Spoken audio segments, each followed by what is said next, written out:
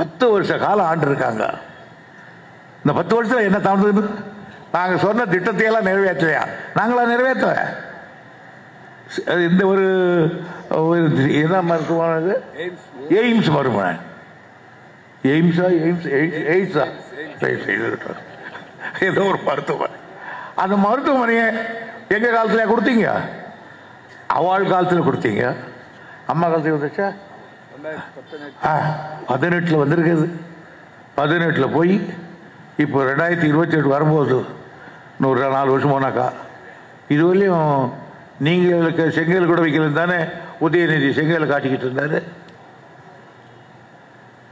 அவர் என்னமோ ஒன்று சொன்னார், சனாதனம். சனாதனா என்ன? அதான், வேற ஒன்றும் இல்லை. அதாவது அந்த என்ன கொள்கிறது, இந்த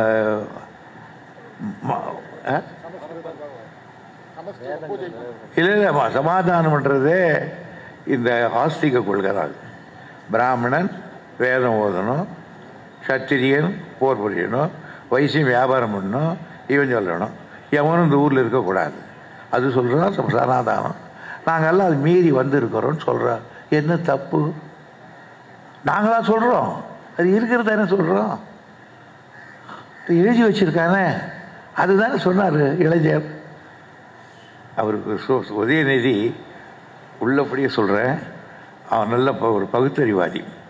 நான் கூட சொல்லுவேன், என்னப்பா கொஞ்சம் வேகமாக பாருங்க மாமா, நீங்கள் பேசாமல் இருக்கணும். கலைஞர் எங்களுக்கு அப்போ சொல்லுவார், யோ துரை அவன் என்னை விட பகுத்தறிவாதி, அவன் என்னை விட அப்போவே சொல்லுவேன் நான், என்னப்பா உன் தாத்தா சொல்கிறாரு அவரோட பகுத்தறிவாதியா இருந்தான். அவர் பகுத்தறிவாதி சொல்கிறேன் சார். எங்கள் பெரியார் சொல்கிறதெல்லாம் கேட்டால் என்ன ஆகுது? நீங்கள் சொன்னதுக்கு சாஸ்திரங்கள் பையன்னு சொல்லியிருக்கானே பாரதி. ஆகையினால இந்த ஆட்சியை குறை சொல்றது பெரியல்ல.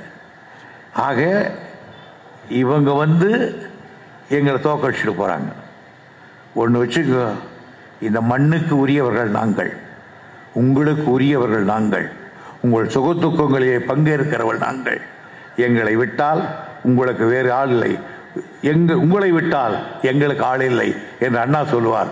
அதுதான் நிதர்சனம் என்று கூறி வாய்ப்புக்கு தருவதை விடைபெறுகிறேன். நன்றி, வணக்கம். செய்திகளை உடனுக்குடனும் துல்லியமாகவும் தெரிந்து கொள்ள சப்ஸ்கிரைப் பண்ணுங்க.